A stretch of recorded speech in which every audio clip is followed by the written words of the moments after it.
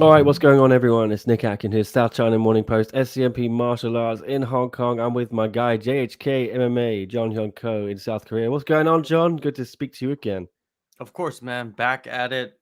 One championship, a lot of movement, a lot of stuff to talk about tonight. Yeah, absolutely. We had to do it because there's so much going on. Team Lakay, drama, Fuck. Kevin Belingon, Eduard Folayang, Joshua Pacio, Honorio Bonario, and I think Jeremy Pakachu as well have all left Team Lakay. I thought that was going to be the main focus of the podcast this week, but no, two big things one up that today. First, Francis Ngannou tells Brett Okamoto from ESPN that he is in serious talks with ONE Championship and PFL. And then Anatoly Malykhin and Arjan Bhullar's heavyweight title unification fight is off again officially. It will not take place in Singapore next weekend. That's a huge bummer for me. I don't know where to start though, John. Maybe I'll just start. Have a look at some of these comments here. A lot of people here. Hello, everyone who's saying hi. Yeah, the lads are here. We are. Thanks for commenting, replying in the comments, John. But good to see everyone in the chat. Yeah, Team Lakay is in shambles, says John KL. That is true. There's a lot going on, John. Yeah, where do you want to begin? I don't know. I guess we should begin with the. I don't know. What do you think? Yeah, Team Lakai. Let's get into that because I think that's the first thing that came up in the past week, right? Is the Facebook post from the fighters. I'm gonna be honest with you. I didn't get to read any of those. I just kind of got snippets from social media, like on Twitter. People screen capturing the Facebook stuff, but it's it's surprising. The reason why is because those guys have been with the team for so many years, and to just like if one fighter left, it'd be like okay, maybe they have some kind of issues behind the scenes. It's all good, what I mean. Not everybody's gonna love each other forever, but you got four and maybe more fighters leaving at the same time. And those guys, we've known them for years now, right? And we've interviewed all of them, and we've interacted with a lot of them, and they they don't really have a mean bone in their body. They're fighters, but they don't have mean bones in their body. They're not going to put out like the truth. And that's what I'm wondering. I'm wondering what's the truth, behind this. Because can you break down the Facebook posts and what you dissect from that? What did you cipher from that? Decipher? Yeah, so they all put out very similar posts saying, my journey at Team Lakai has come to an end. I've been here for 16 years or whatever. I think Folayang and Belingon probably been there a bit longer than Joshua because Joshua was much younger. But they all, like you said, John, yeah, they were very nice. And they said, thank you, Coach Mark.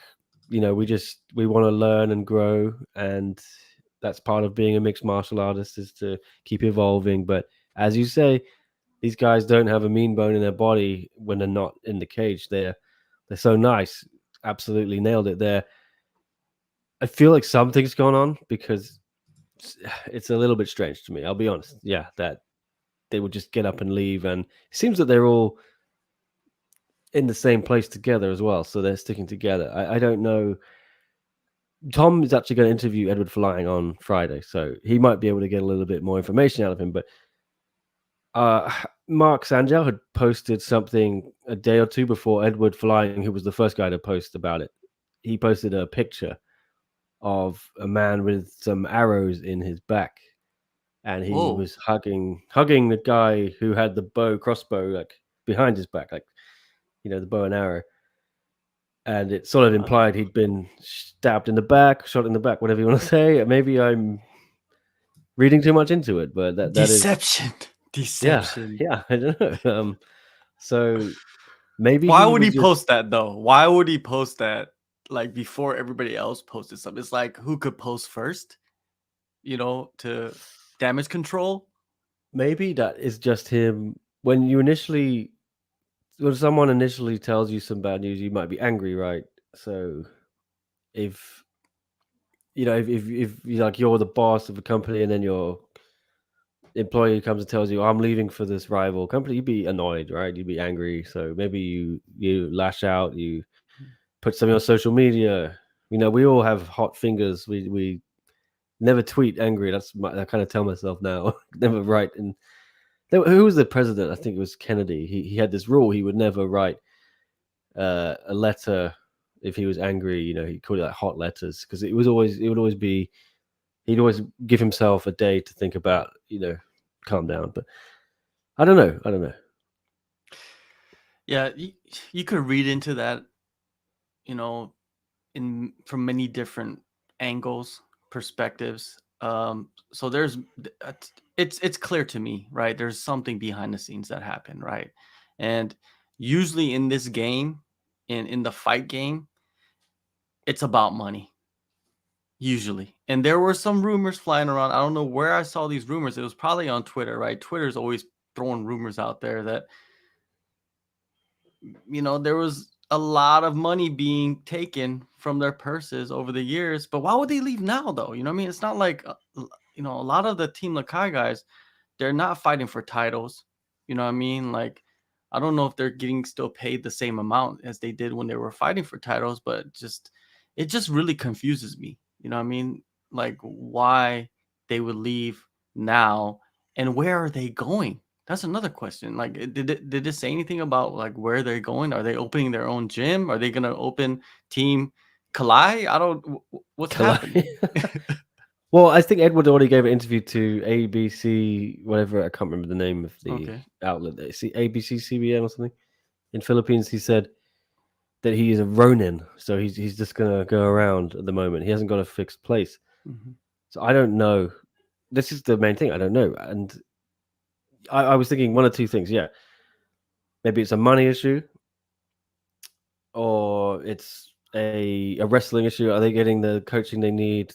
Because Joshua Pacio, especially, is I think he's really really good. But the Jared Brooks fight showed that he is deficient in that area. If he ever wants to regain the belt, he needs to like work with a world class wrestling coach. And I thought it makes sense for Joshua to leave and maybe go somewhere like Tiger, Bangtao. There's a lot of places in Thailand, right?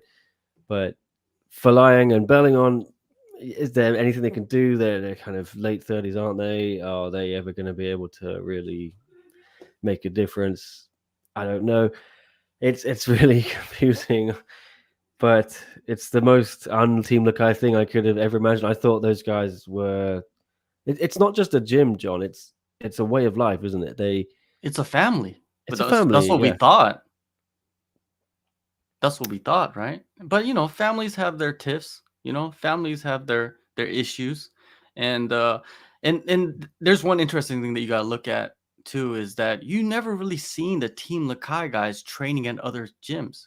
Like, I don't think I've ever seen them training like cross training or anything like that. Do you remember an instance where you saw like Foyolong training at any other gym besides Team Lakai? Like, No, or maybe any of maybe these that's guys? it. I mean, Winter TV here is saying. I think they're in the Philippines saying that they want to improve their ground game. They're currently training in the old Lakai gym, and Falayang's kind of running the show. I was maybe wondering, yeah, maybe they wanted to set up their own gym. It's kind of the way the guys banged out set up their own gym. They used to all be at Tiger, or a bunch of them did. Maybe they thought, well, we can, we're coming to the end of our careers, flying and belling on. Maybe we set up our own gym. We can attract people. We can take a bigger cut.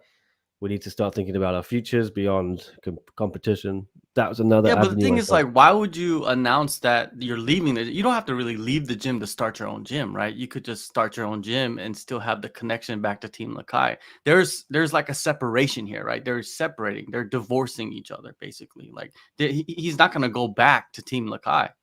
Why would you post something like that unless you're not gonna go back, right? So maybe throughout the years, Team Lakai was not allowed to go cross train. They weren't allowed to go out and seek other coaching. You know what I mean? And maybe these guys, they wanted to. And maybe the last couple of fights, because they weren't able to go get other coaching, other coaches to guide them and they weren't able to cross train, and they kind of felt claustrophobic in a way. I don't know. Maybe that's the reason they wanted to leave. And maybe a lot of those guys feel the same way, and maybe we're going to see more guys leave. We just don't know exactly who else will leave, you know what I mean? Because it seems like the base of that team is leaving. the Mm. ground. Like these guys laid the groundwork, right? These guys, Team Lakay is probably one of the most successful teams in Asia. You know what I mean? They held 4 titles at one time. John's comments are really cracking me up. But I I will say one thing. I was in Bangkok for the last World Championship event, and I thought it was funny that no one came other than Coach Mark for Danny Kingad's fight. Normally they travel en masse, right? And there's at least Mhm. 3 or 4 or 5 of them. They support each other. I felt at the time it was weird that no one was there, and then maybe there was already a split. I don't know. Again, I'm just speculating. Uh, How long has it been going on for then? yeah, You know, yeah, maybe it's been going on for the past couple of years that they weren't even training with each other. You know, in front of the cameras, they might have been a certain way, but behind the scenes, you know what I mean? Because teams, you know, families, they have their issues, you know, and in oh this yeah, for game, you sure. gotta evolve, right? Like you gotta evolve, and when you're not winning, it causes problems, man, especially in sports, right? If you're not winning, it's a result based, you know, Yeah, I can industry. see maybe they think, oh, we are not evolving. We should go somewhere else. I don't see Edward Folayang evolving again or improving to the point he's going to go on a win streak and get to the lightweight title. I honestly, with all respect to Edward, I thought he was at the tail end of his career and he was going to be doing those kind of more fights like the John Wayne Parr fight, the Mhm. special fights. You know, he wanted Sage Northcutt in a Muay Thai fight, something like that. I don't see Edward ever being competitive at the top end of the lightweight division in one, frankly. So that's just my honest opinion. But he's welcome to, if he thinks differently, yeah, to seek improvement elsewhere. If he thinks he's not getting the improvement at Lakai, all fair play to him. Go and do it. Yeah, So he wants yeah, to. He wants to go and improve himself. That doesn't mean like, you know, like he thinks he's going to become a champion again. It doesn't mean that, right? It just means that he wants to further his martial arts journey and he wants to go around and maybe even go train in the US. Maybe these guys wanted to train in the US for the longest time, but the coaches didn't allow them. Who are the other coaches as well? It's like we know Mark, he's the head coach, right? But are there other coaches there? Or were they just training each other? That's an interesting question. I think they did bring in a coach specifically for the wrestling, and as Winter TV points out here, Lakai had improved their ground game, and I do think that it's you have to point out yes they have improved a lot. Mhm. You look at Joshua and Lohman. Lohman handled Bibby completely, and Viviane Fernandez is an incredible jiu-jitsu black belt. He is one of the best, you know, in the world in that weight class. Still, even at his age, and Lohman made him look silly. Danny Kingad also spectacular on the ground. He's handled Reese McLaren, who is also, you know, coming from BJJ as a base. So I do, and Kingad had no problem with DJ. That was one of DJ's. You know, look at DJ in one championship. Who has? I think Kingad had the least trouble against DJ. I don't know. You know, DJ finished um, Yuya Wakamatsu. He struggled a little bit against Tatsumitsu Wada, but ultimately won a decision. I think Kingad didn't really give him problems, but he didn't also. DJ struggled to impose himself on Danny Kingad. That's what I'm trying to say. Whereas you've seen DJ with everyone else, he kind of blown through them. So maybe it's the older generation. Yeah, they have not got the skill on the ground, and it's hard to learn, especially at an older age. But so that does make it strange to me that they would leave. Yes, if it was just about getting wrestling coaching and ground, I don't know. There's something else going on. I feel. Well, Colleen Hands joined late. What's going on? Team Lakai, like three or four or five of them. John, have they? They've all left. Yes, yeah. 3 former champions have all left Team Lakai in the And Philippines. one of the Edward Flying. women as well? One of the women fighters as well? Some people said generally and Awesome left, but I'm trying to verify that. I haven't seen. Mm. It's not a good look, right, for Team Lakai. And you never see like anybody going and joining that team as well, right? Like we've never seen anybody outside of the Philippines or outside of that close knit group, you know, join Mm. that team and train with them and do camps with them. I'm pretty sure people have trained up there, but it's not like they've done camps. It's like it's very isolated, and they do have a younger generation coming up, though. They do They have a do. couple of young Yeah. guys, right? Well, yeah, I think Mark's kid, Janlo, he looks pretty good.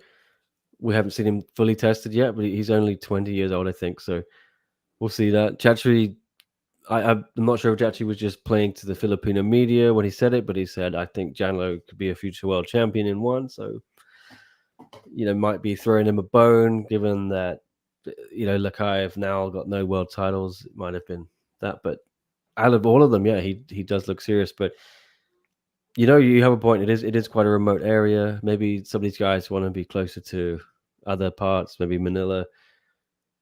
I don't know.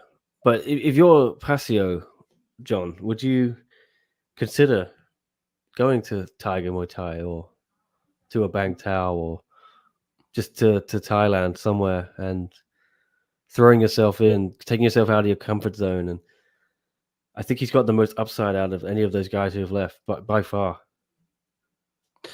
There's two places he can go. That's not too far from the Philippines, unless he wants to go stateside. That's an option because any gym would want a guy like that, a former champ. But yeah, Thailand is a spot he can go to. He could go to Japan and train in Japan. I'm pretty sure a lot of the gyms would love to have him there.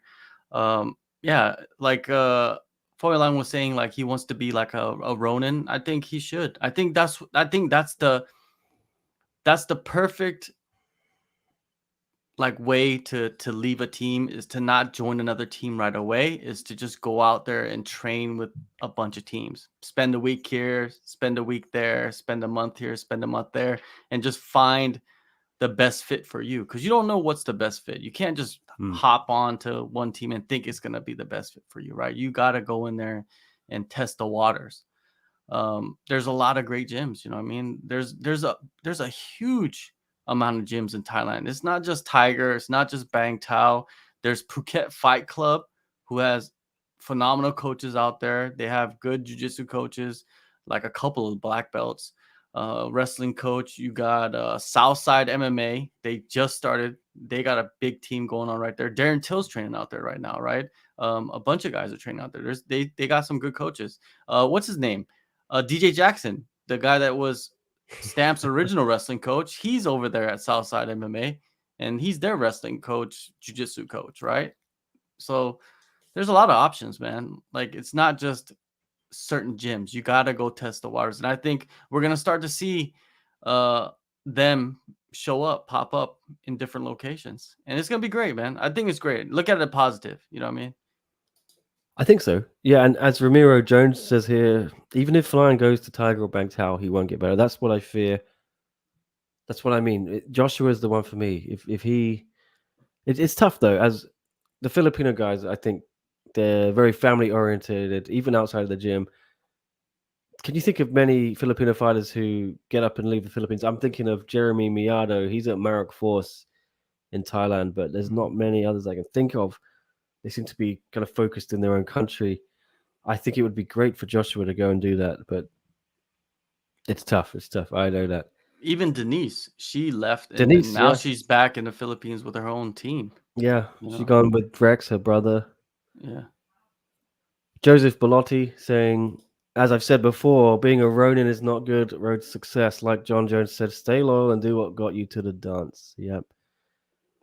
That's not true. That's not true. You need to go out there and see what's out there. You know what I mean? Yeah, you there's a level of loyalty you should have, but sometimes, if you're not getting better, you feel like you're not getting better, then you got to go see what's out there, Well, you John know? Jones, didn't he checked out a few gyms before he settled again on, I think, with Cejudo, right? So, Yeah, but the thing is, like, he's not fully with Cejudo either. He has yeah. his own like team separate from Cejudo that trains with him in Albuquerque, and I think he trains, and he still had Jackson in his corner.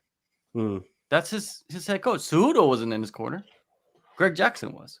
So, I think he just had his beef with Mike Winklejohn, the striking coach. Yeah. But outside of that, he's still with a lot of the same people. Yes, he's went and trained in Arizona with Cejudo. But that, you got to go out there and see what's there. You got to find the best fit for you. And maybe because there's all types of different situations for fighters. Some certain gyms, they will give you like sponsorship deals, right? So you don't have to pay for training. You just come and train, and you go fight, and you could keep your whole purse. If you have a manager, you have a manager, whatever. You just rep the gym. Certain gyms, you have to pay to train with them. You have to pay to be on the team. You have to pay a certain percentage of your purse. There's different situations for everybody. So we just gotta find out. You gotta find out as a fighter, like where's the best fit for you. But right now, it's like they determined it's not with Team Lakay anymore, right? So we gotta see. Yeah. Well, Joseph doesn't think you deserve to have an opinion, John, because you've never fought, or Asian dude, as he calls you. You can't take the opinion of someone's ever fought in a cage. So what are we doing here, John? Why are we even discussing this? Yeah, why are we discussing it? Has he fought? Joseph, have you fought? Maybe Joseph has. I'm going to Google Joseph Joseph. has. Maybe, Joseph, maybe you should start a podcast and talk about these topics and these issues in the sport. Yeah, Joseph, I recommend you to start your own podcast, and then I will go on your podcast and write the same exact comments to you. Okay? I'm just saying. Joseph. All good, Joseph. All good. We can take your banter here, the abuse. It's all good. You're not going to get to us. To me, I love when people come into these chats and talk. Like they're higher than everybody else. I'm not saying I'm higher than anybody. I'm just saying, I'm just saying like my perspective of the situation. But we won't know until they come out and talk about it more openly, right? Of why they left. So, but it's clear as day, right, that they left. So there's a reason why they left, and they're gonna go seek out some training, right? Because they're gonna continue their careers. It's not like they're gonna just retire. And who's the closest to retiring? Edward, right? And Edward was the first one to post, I believe, about him leaving. Yeah, when I saw Edward's post, immediately I thought he's retiring because the language, the wording, it was like, oh, I'm so grateful for this. And he's like, no, I'm just leaving Team Lakay. And then I thought, okay, he's leaving because maybe they've told him, Edward, you should retire. And he's like, F that. No, I'm going to carry on. And if you won't coach me, I'll go somewhere else, And then Kevin Belingon left. Yeah, but he has the right to say that, right? He does. He has the right because he's the fighter. He's the multiple-time world champion.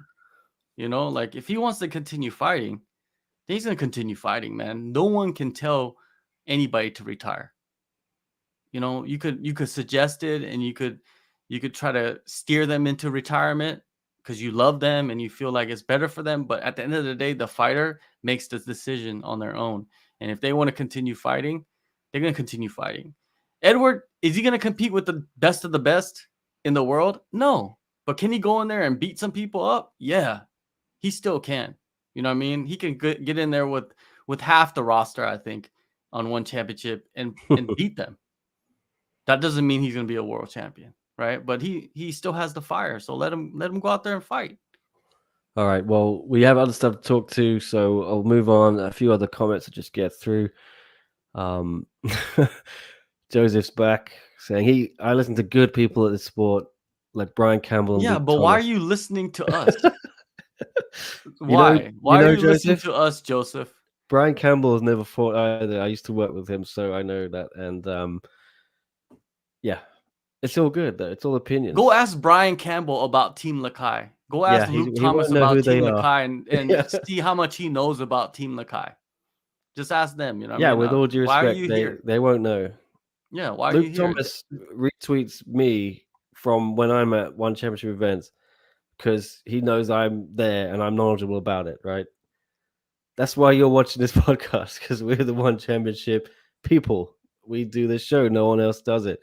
We know about One Championship more than other people. Hopefully, that's what we were trying to do with this podcast. So, like you say, it's all about opinions.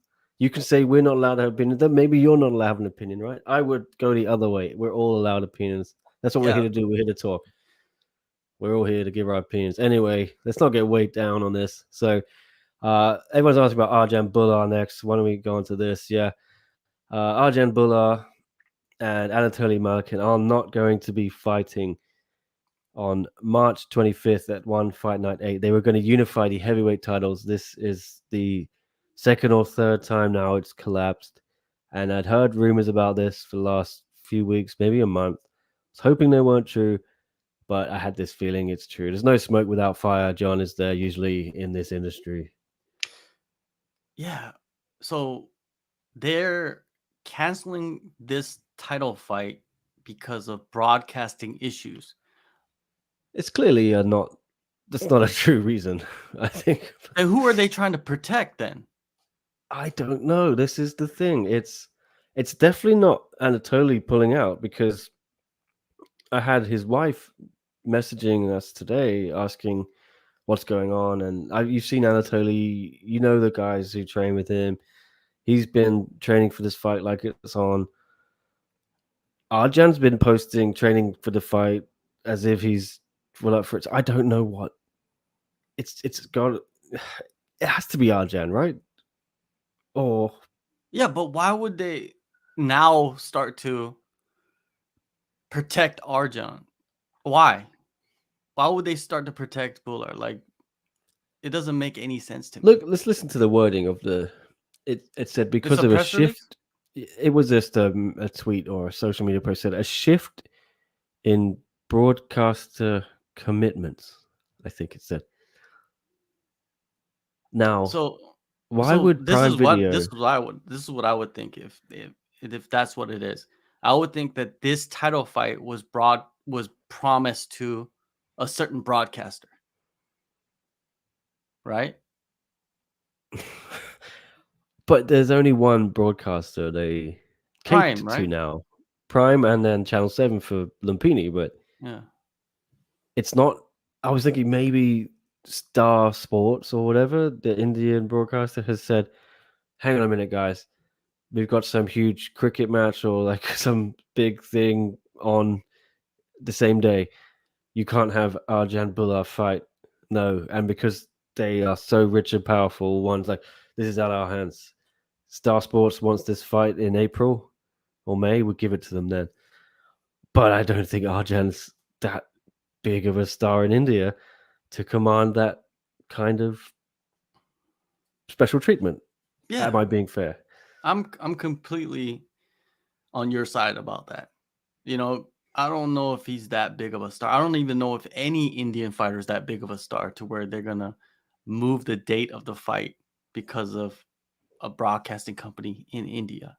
Um, man, Arjan Bullar's time as a one championship fighter has been atrocious. Besides him winning the title, everything else after that has just been a complete, I don't even know how to describe it.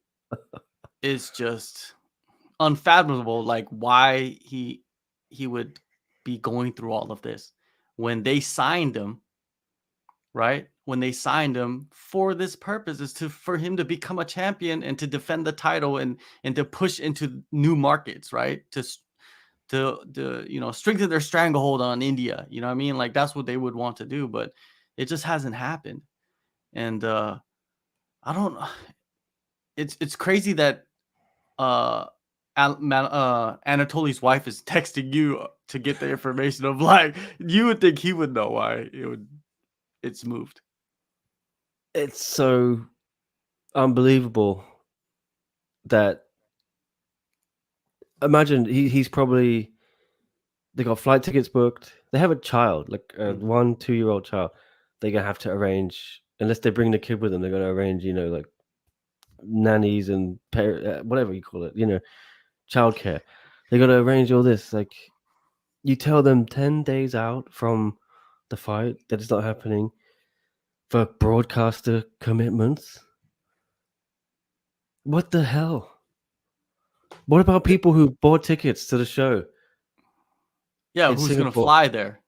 Who people flying in? What Yeah. people in Singapore want to see this fight? What does that mean, broadcast commitments? Tell us what's going on, And or don't. they're moving Yeah. it to another fight night later this year. But they don't even tell us when, right? They just say later this year. Maybe Jeff Bezos didn't like the matchup. Yeah, maybe he Yeah, didn't. John KL says Maybe he it is a didn't. crazy reason. It is a crazy reason, and yeah, Colleen, I don't know what issues broadcasts have. Very strange reason. Yeah, Ong Nine So says because the Indian market, maybe that's what we're thinking. I don't think it's that though. I'm really hard pressed to believe that it was because of the Indian market. To be honest with you, This is a new all-time excuse, I think. Broadcast commitments, you know as what I John KL think? says. This is my theory: is that they're gonna move this fight to the one in the U.S. This is my theory because they need to strengthen that card a little bit more, and a Do they? heavyweight blockbuster fight, so to say. You know, Malykhin, to me, he's blockbuster. You know what I mean? Like the guy, his highlight reels are insane, right? So maybe that's what they're gonna do. I have I have no clue, but this is what I think. You know what I mean? If they do move it to another card, that would be the card to strengthen. Have them on Hmm. the undercard, right? Underneath Demetrius Johnson. And they have 2 title fights already on that, right? Yeah, I don't think that card needs strengthening, to be honest. It's got What are Rodtang. their ticket sales like? Have From what they I've seen, it looks close to sold out, but you don't know, right? You don't know for sure, yeah. But is Malykhin and Bullar going to sell tickets in America? I don't know. I Or think, okay, let's go deeper into this, right? And it ties into like what we're probably gonna talk about eventually is, or yeah, I thought about maybe this. you know Yeah, what you know yeah. what I'm gonna say, right? You know what I'm gonna say. They're waiting for Francis Ngannou. They're waiting for him. This Let's is get into that. Let's get into this is the before we theory. Yeah. All yeah. right. So, okay, the other big topic we can talk about. Yes, Francis Ngannou said today, told Brett Okamoto, ESPN, that he is in serious talks with the PFL and One Championship. So the theory that is out there is they've gone, you know what? Let's just have Ngannou fight. This is it. Ngannou v Bullar, and then you have Ngannou maybe take the heavyweight title, and then you do Ngannou versus Malykhin. That's what I think. Or do you just go Ngannou v Malykhin? It would have to be the other way around, I think. Ngannou versus Bullar. But then it'd be hard to give Francis Ngannou a title shot against Bullar when you have Malykhin there, who's the interim champion. I think you still have to do the unification fight first, right? But that's the fun theory going around. The the fight to make is Malykhin versus Ngannou. If Ngannou signs with One Championships, that's the fight to make. That's the biggest fight. You know, I know Bullar is the champion, but Malykhin is, to me, the worst. Worst.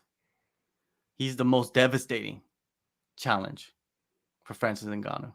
To me, just like the power that he possesses, the wrestling credentials that he has, and you know, it's a toss-up fight right there. You know what I mean? If Francis Ngannou goes in there and fights Bullar, Francis Ngannou is a huge favorite, I think, in that fight.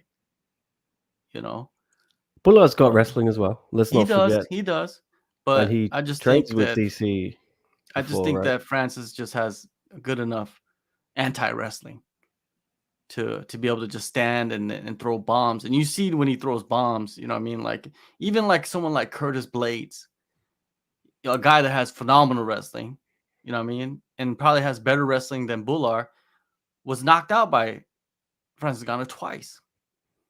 You know what I mean? And to me, you need the battle power with power, right? And I think Malykhin, Anatoly, man, that guy is the matchup that they want, and I think that's what they're waiting for. Maybe that's the reason. And there's a comment that said that Bullar pulled out. There's a report in the Russian news. Maybe you should Ooh. pull that up. Wait, Somebody, can you click it? You have the let me power, see. right? Let me see. Let me see. I don't know which Oh, one right it is. here. Who said it? Is it anonymous? No, no, no. Oh, here it is. Here's our guy. In Russian report, Bullar pulled out when Malykhin's wife saw that news. She shared it in her story. Hopefully, it was a rumor. It will be a rumor. There you go. So a Russian report is saying, but this is a Russian report, right? How many Russian reports are we going to believe? But I'm just saying, like, it's out there that Bullar pulled out. Of course, the Russian report. And then, but the thing is, if he did pull out, then that's just a huge, huge, man, just a huge, like, mistake by him. You know what I mean? Like, he's just been in this battle to get back in the cage and he pulls out. And this is not the first time he pulled out, right? He's pulled out before? Or is Yeah, I'll give you a quick timeline of the events for everyone. Arjan Bhullar wins the heavyweight title, beats Brandon Vera in April 2021. Sorry, dog's barking. Um, and then he enters a long contract standoff with One Championship. And in December 2021, One Championship says, we're going to make an interim title. And then in January, Anatoly won that title, knocks out Kirill Grushenko. So you've had those two guys ready to unify pretty much since January 2021. Have I got this right? Or 2022, sorry, yeah. And then they're scheduled to fight officially September 2022. And then Arjan goes for surgery on a bicep. So that's the first official pullout from Arjan, and it's injury. So it's not, he did get understandable? surgery. Yeah. Some people said, oh, he chose to get the surgery to get out of the fight. This is the second time the fight's officially scheduled, and we don't know who's pulled out. It's not Malykhin, from what I know. I don't know. I don't speak to Arjan at all or any of his camps. So I don't know what he said. So I think there has been 2 times the fight's officially been cancelled. Yeah. Oh man, I I think, man, if Bullar didn't pull out, One Championship is waiting on Francis Ngannou. I think that's what's happening. This is my theory. I'm just throwing it out there, and I'm excited. I hope One Championship signs Francis Ngannou, and I hope that they make the fight with Anatoly. I hope that would be one of the biggest fights ever in One Championship. Seriously, look, like, how many, like, Francis Ngannou is in his prime. Yeah. Left the promotion as the champion, the heavyweight champion. And he's gonna come over, and you know how much Chatri loves Anatoly. Like, he gives him double bonuses just for fun. This is why I don't understand what's gone on with the fight being cancelled. And Anatoly didn't even know until today. But okay, if you back to Francis, if you're Francis Ngannou, is this a huge risk though to come to One Championship? Let's say you fight Malykhin. I'm And sure get knocked out. he obviously thinks he's going to win that fight. But if he loses, does that he no longer has the boxing payday with Fury or Joshua Wilder? I don't think it affects it. This is MMA. I don't think it affects any boxing opportunities. Of course, it's a risk, right? And if they're paying him enough to come to One Championship, you know what I mean, and it's more than what's being offered for boxing. I think that's one thing that we got to understand, is that if he does sign with One Championship, that means One Championship is offering more money than any boxing opportunity out there to fight. Because right now he's fielding offers from everybody, and they're throwing around numbers, and PFL is throwing around numbers, One Championship throwing around numbers. Bellator is trying to sign him as well. You know what I mean? And and I'm pretty sure a few boxing promotions. Jake Paul's probably trying to negotiate with his management to get him to join his promotion. We don't know yet, but what does he say before the Russian report? So this guy Rodrigo Del Campo Gonzalez, he broke the news. He put it out on Twitter. I had heard things as well long before this, but I didn't say it because I didn't get it confirmed. So good on Rodrigo, got it confirmed, or he felt it was strong enough to run with. I think he does commentary, like Spanish commentary, for like the One Championship Spanish broadcasting like that. I'm not officially, I haven't got the exact details, but he's kind of connected to that, so he must have sources with good info. So this was 2-3 weeks ago, maybe, or a week ago, something like that. Yeah. And then John Boy, who we all know, seems to have done a tweet and delete. But John Boy told me when the fight was confirmed, this rematch, well, sorry, not rematch, like when it was rescheduled, he messaged me saying, like, I'll see it when Arjan gets in the cage, only then will I believe the fight's happening. So I think they've gone in with the mindset that this might happen, because it's been going like this for nearly a year and a half, right? Yeah. It doesn't matter. Francis Ngannou is looking for the biggest paydays. That's just clear as day, right? It's clear as day. He's looking for the biggest payday. So basically, who's going to offer him the most money to fight? It doesn't matter if it's Anthony Joshua, Tyson Fury. It doesn't matter like if it's the worst matchup for him. It doesn't matter because he probably thinks he could beat anybody in the world, right? He definitely thinks he could beat anybody in the world, boxing or MMA. He's just looking for the biggest paydays. If they give him $1 billion to fight Bullar, he'll probably fight Bullar. You know what I mean? Like, it's very clear. Like, he wants to be treated and he wants to be compensated for his services as much as he can while he can still fight, right? And he's not a young guy. He's in his late 30s, I believe, right? So he doesn't have much left in him. So he's going to go get his money. And that's basically why he left the UFC, because the UFC wasn't compensating him enough for his services and they weren't treating him fair. And he wants to go somewhere that's going to treat him fair, which means that's going to pay him the most money, right? One championship, let's do it. Let's throw him. Let's give him a blank check. Yeah, and I think the good thing about One, which stands out to me, is in terms of why Ngannou might go there, is, it's not the UFC, but One would probably let him go and box if he gets that Tyson Fury thing, whatever, Joshua Wilder. One's not going to stand his way. They will probably agree to a non-exclusive thing in terms of that. They might even broadcast it for them. They've broadcasted boxing bouts. Remember the one that they did in Bangkok? Yeah, but I just don't think they're not going to stand in the way or try and take a cut. Not. I think. And Ngannou's got the leverage. Ngannou's got the leverage here, no doubt. So if they come to him and say, all right, well, you come in, we'll give you a title shot, we'll pay you this loads of money, you can potentially be a champion again in MMA, you still can go and do your boxing thing, and then you can come back here. And he's going to look around and think, all right, well, One Championship is now fighting in the US, so that's another point. One Championship wants to do cards in the US, more than just one a year. Ngannou's probably a guy you would main event a US card with. You can't just constantly use DJ. They've lost Eddie Alvarez. We don't know when Angela Lee, Christian Lee are coming back, if they come back at all. Ngannou is, as whatever Dana wants to say, he's not a draw. I think he's a draw. He's going to get people into arenas to watch One Championship shows. Am I wrong? You're completely right. He's already a name. He was a UFC heavyweight champion, right? He has headlined pay-per-views for the UFC.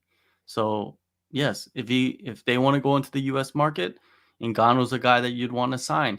And if he becomes champion, Great. Then he could defend the title. There's a bunch of guys that he could beat up, right?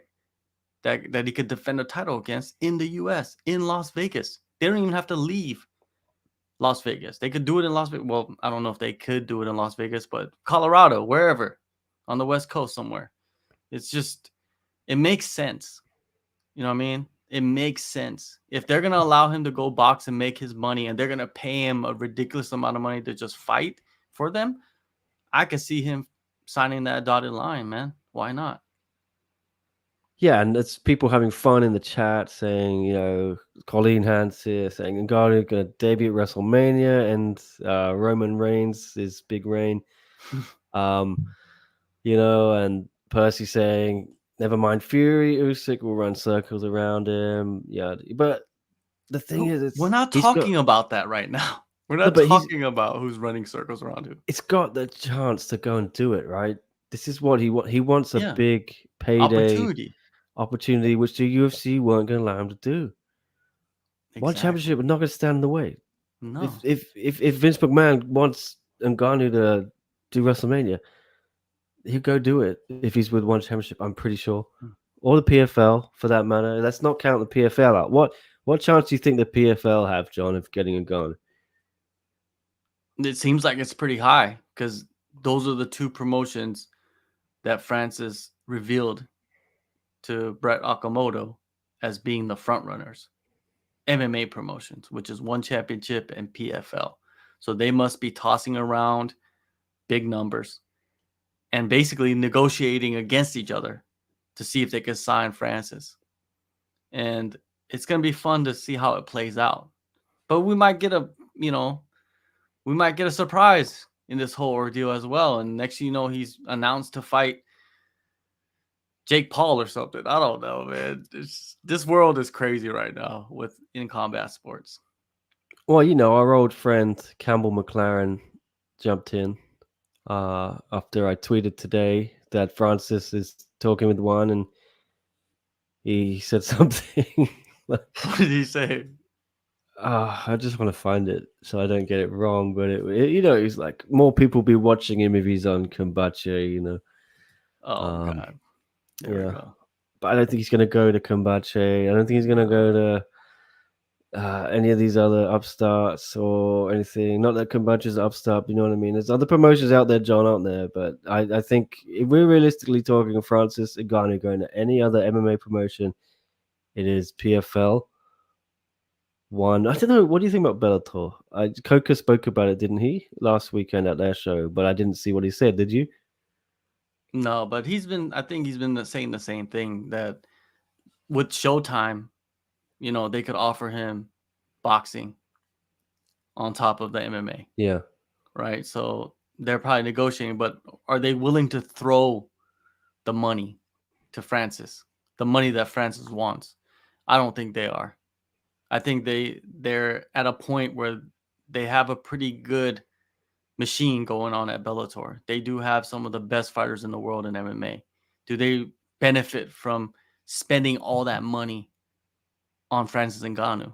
I don't know. Unless Showtime is willing to fork over the money to throw a couple fights, some boxing matches with Francis. But I think one championship would benefit the most. And I think that they have the coffers. They have the dollars. One can find the money when they want to, I think. They have the dollars. Yeah. They have the pesos. This is a good point that John KL raises. Isn't Ngannou's manager the same as Bullar, the same guy who Chatri hates? Technically, yeah, they're at the same agency. CAA, is it?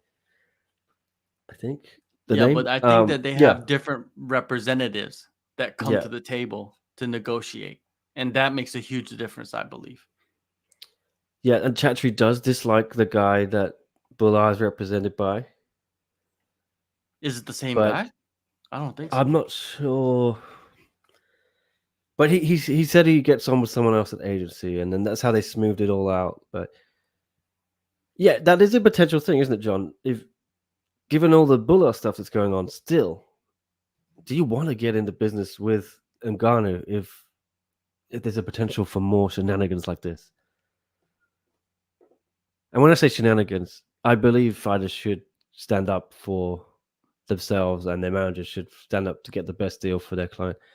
I'm saying shenanigans in the terms of promoters don't want to deal with this stuff. But someone was saying that Francis is not managed by them anymore. Is that true? See, Oh, that's really? something that's unclear as well. Like, I didn't know that. That's Thunderfist McBeefcake Yeah, it's hard to says believe Francis someone left. named Thunder Beef or Thunder. It's a great name, Thunderfist. Great name. I love the name. We appreciate you coming on the lives all the time, but it's hard to trust your sources. If you're right, man. But I didn't see anything about that. I feel like Markel is still his manager, and Markel works for CAA. Yeah, Markel's the guy. Joseph raises a good point here as well, that there's no PFL heavyweight champion. Is that correct, though? Because I think there is. No, there was. Yeah. They had a tournament last But year. the Brazilian guy won it. I forgot his name. No, Yeah. I think it's Ante Delejo, I Okay. believe. Yeah. But yeah. The thing is, like, people got to understand, it doesn't matter if he's fighting kids. Yeah. That's not the point. It's not the point. The point is he going to get paid? Francis doesn't care. Look, he's 36, as John says. And I think he's already been gone so long. He's not fought in the UFC for nearly a year, right? I think it was March last year. He beat Gunn, I want to say. Yeah. So the longer he waits, I think the less likely the boxing thing is going to be, because people just probably don't care enough about the time to do the Fury and Ngannou thing was a year ago or late last year. I think he comes back by the summer, maybe even before that. And he's going to be fighting somebody. And it could be MMA, it could be boxing, but it's going to happen because he can't stay away for more than like 2 years. You can't do that. You can't stall out, you know what I mean, for that long, because people forget about you. This sport, people forget about you real quick, you know, and you got to strike while the iron is hot. And if one championship is giving you 10 million a fight, 15 million a fight, you better take that deal.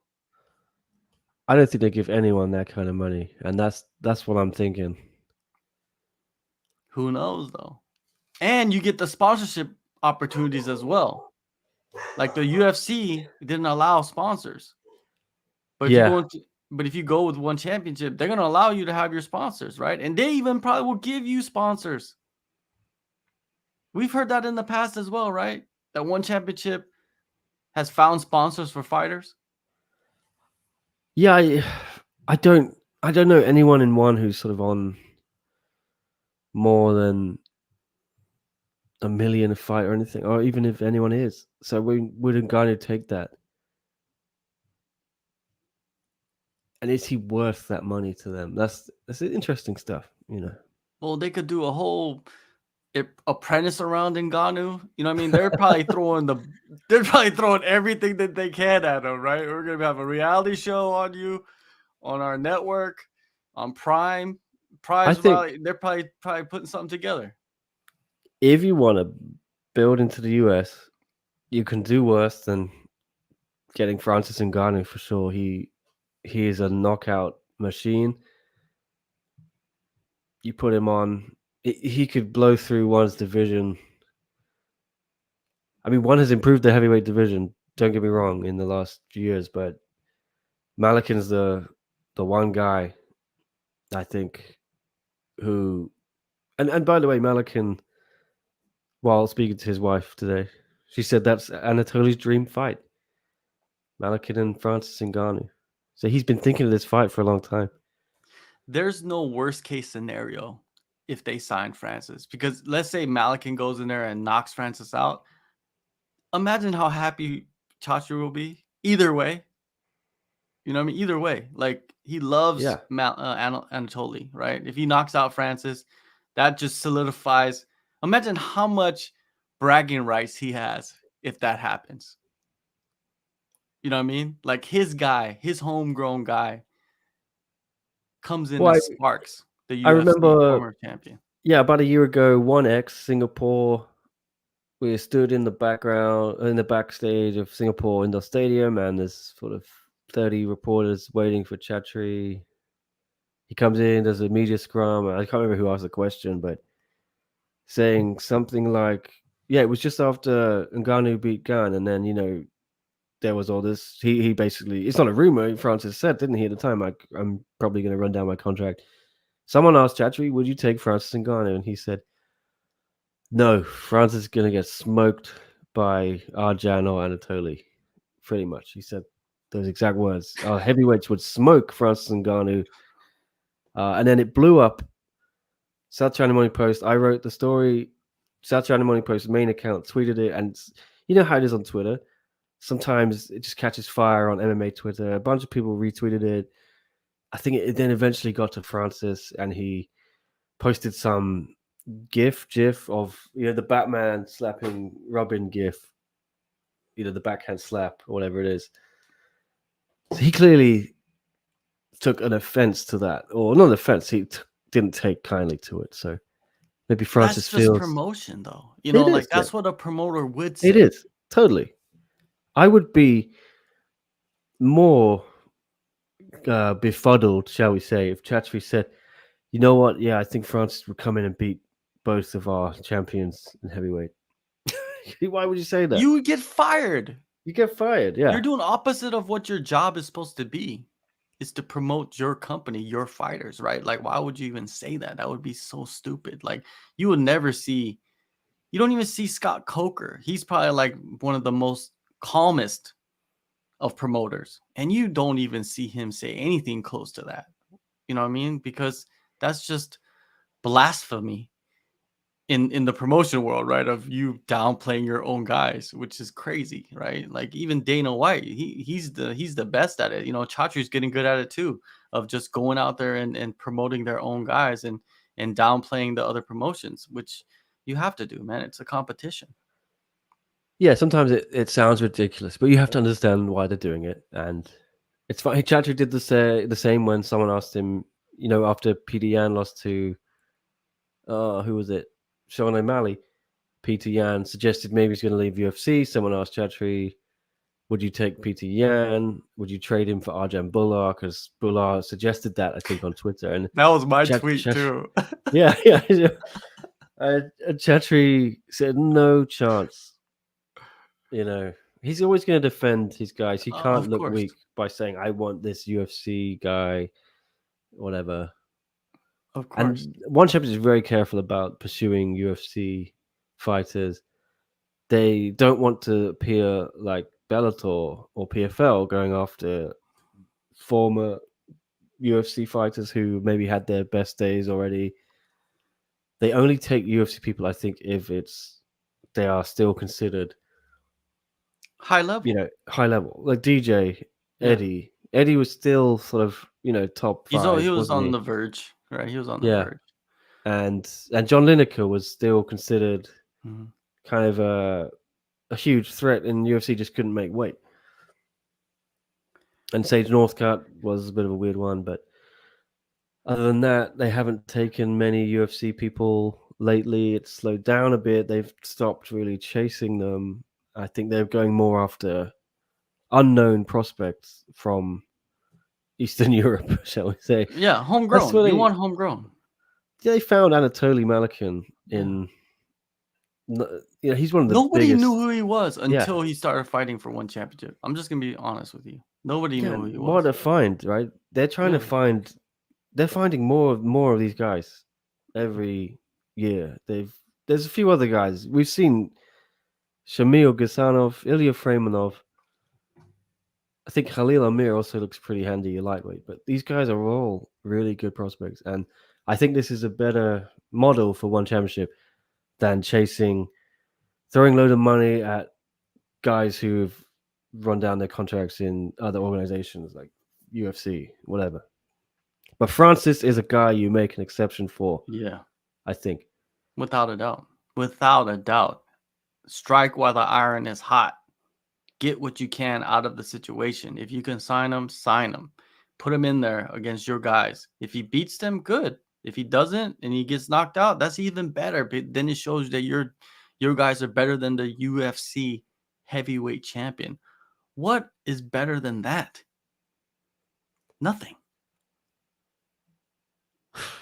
Well, yeah, we've done an hour. We've hit our main talking points. One other thing I thought of talking about, you might know a little bit more, John, about it than me. It does have some ramifications in one championship. Savas Michael is now banked out. He has left Pet Yindi and turned up with the coach. So this has ramifications because the beef with Pet Yindi in one championship. Clearly, a lot of the and now Sam A is fighting on Friday. Sam A Gayang Hadao, former one championship, 2-weight champion, Muay Thai kickboxing strawweight.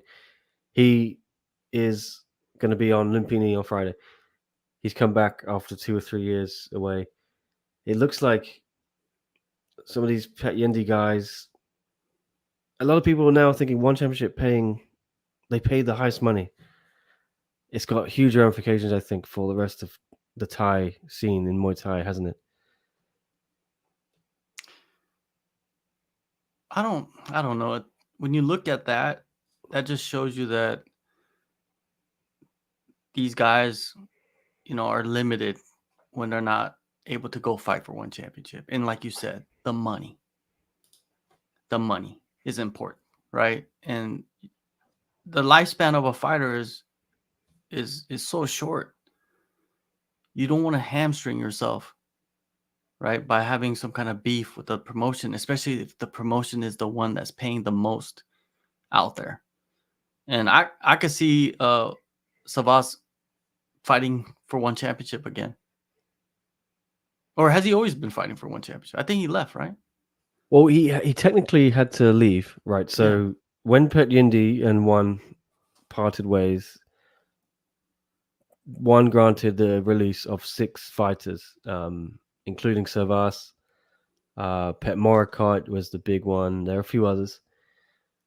But Savas was the one where I really thought that's a shame because he before that Panpayak fight, which was really, really short notice, he was meant to fight Rodtang, I think, and then Rodtang, something went on. Rodtang did Rodtang things.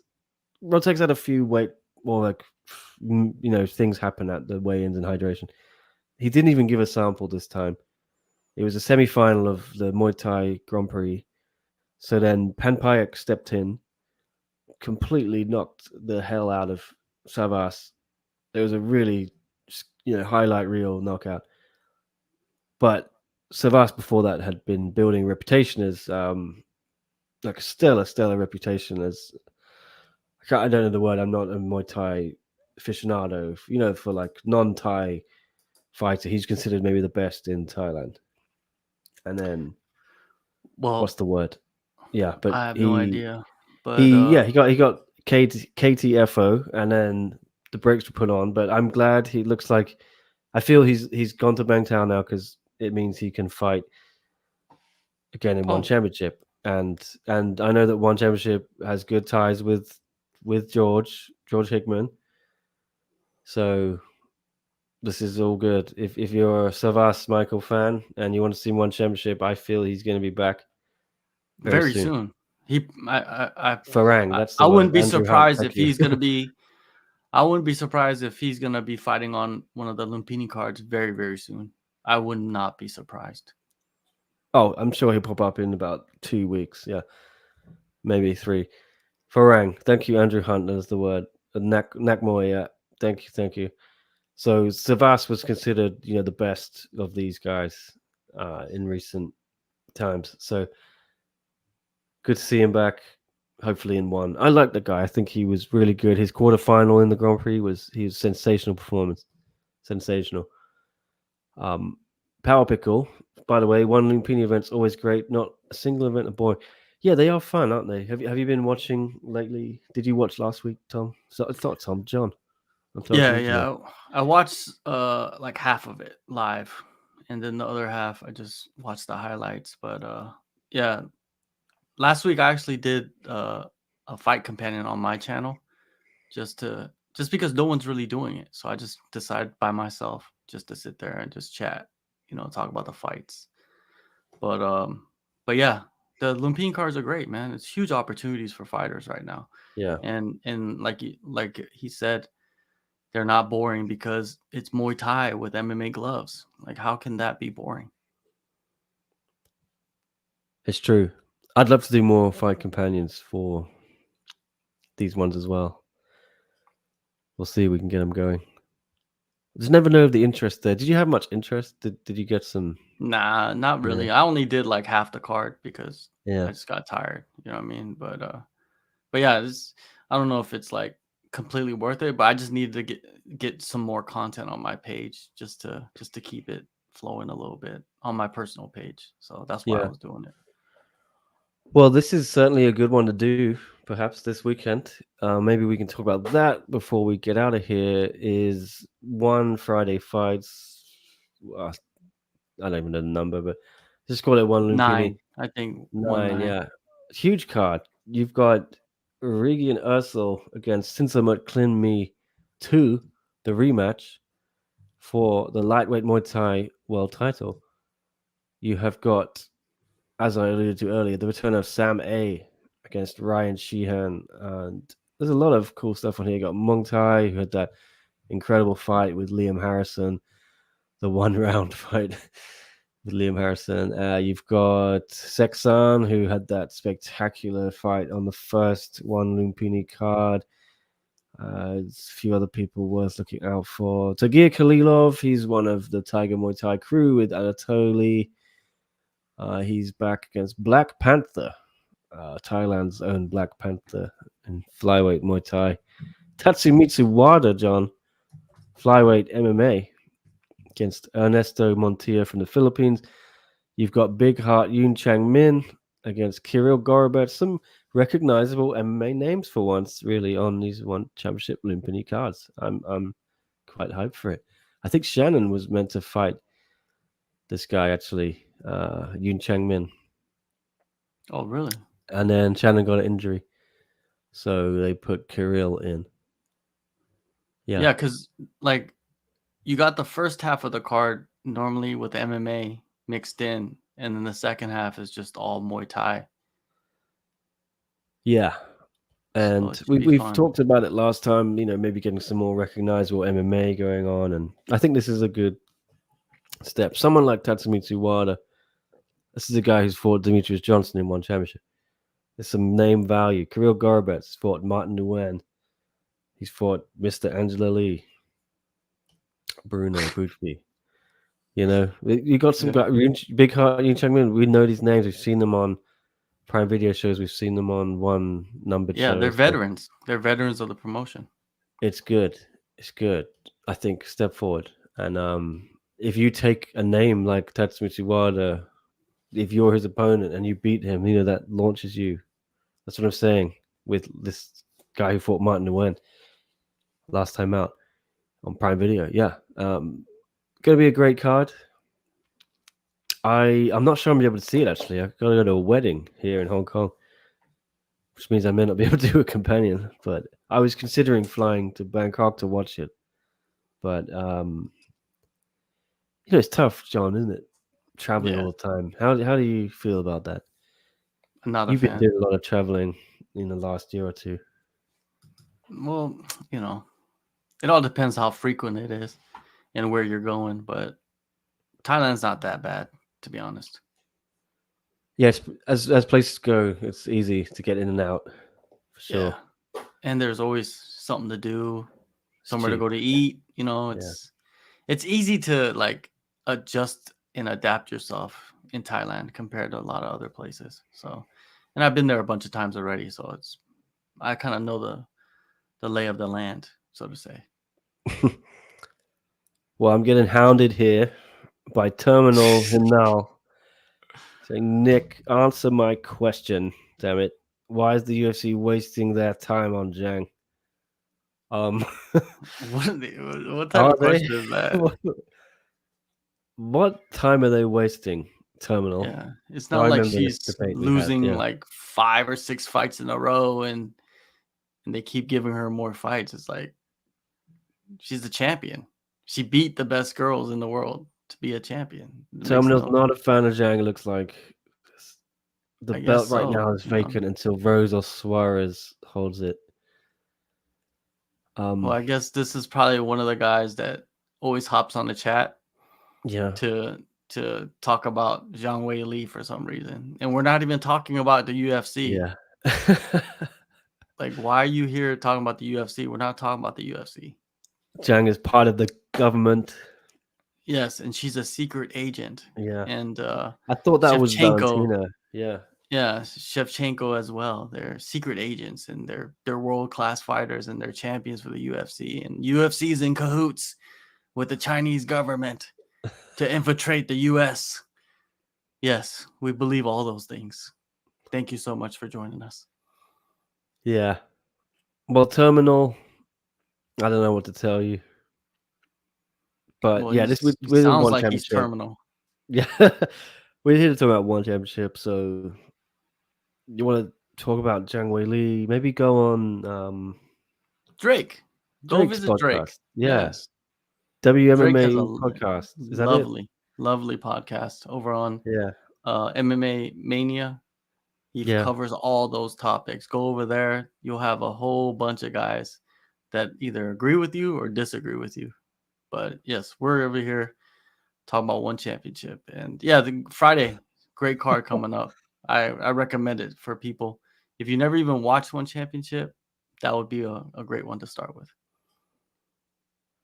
I think Terminal has been given the boot by our resident Booter. moderator or booter, Alvin Yakitori. Thank you, Alvin, for fighting the good fight. Once again.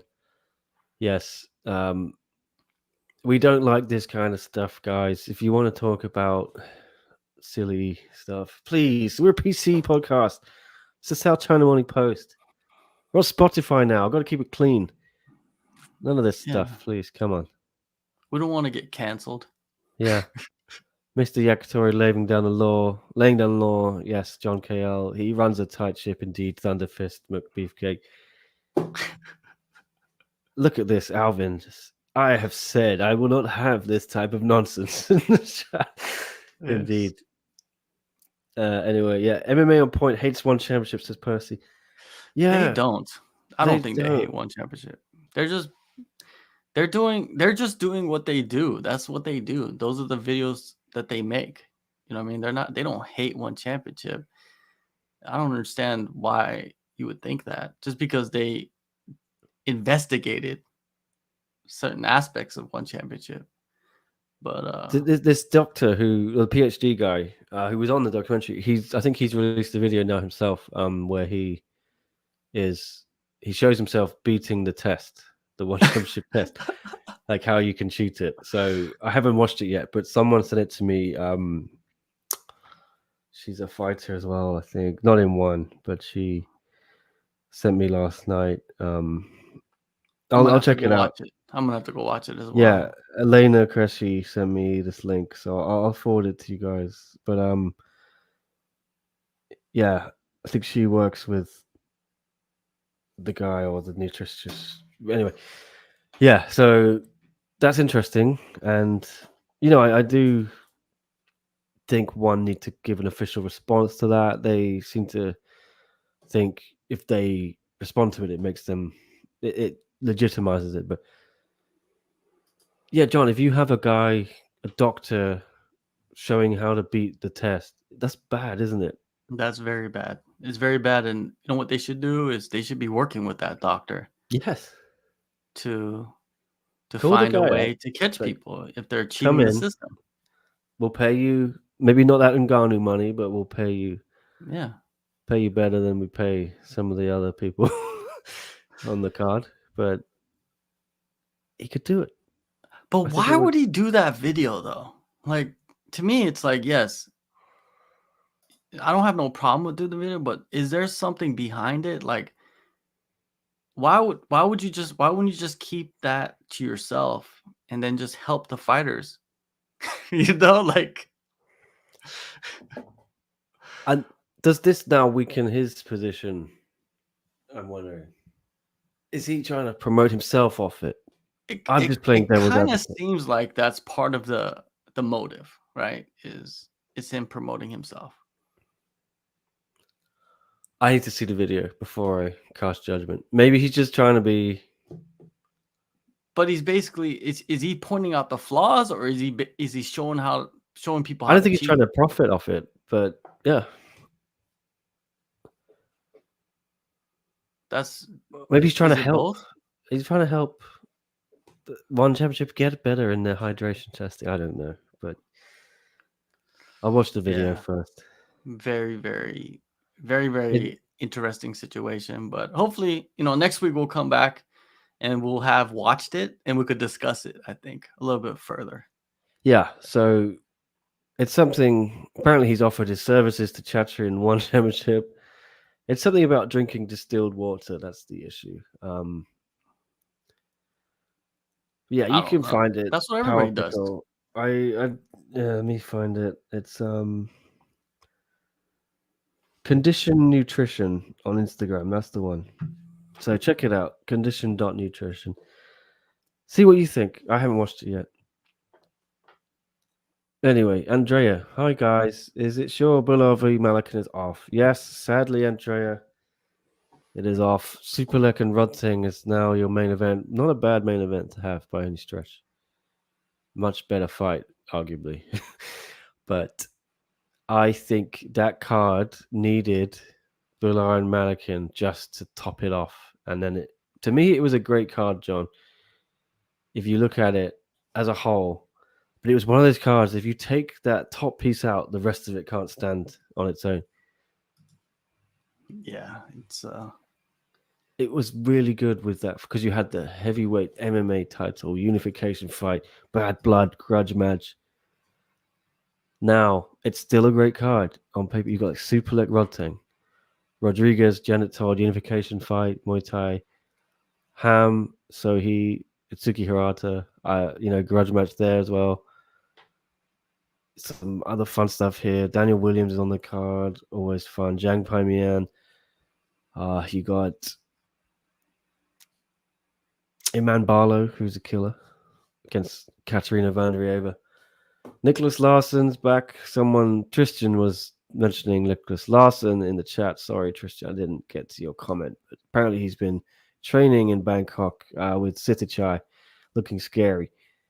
But yeah, this card is one of those cards that just really needs that main event to hold together. Otherwise, now I'm worried it's going to suffer a little bit.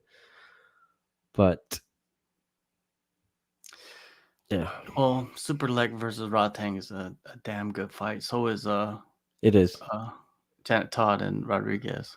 But if you're one championship, do you not find Malykhin someone to beat up, and then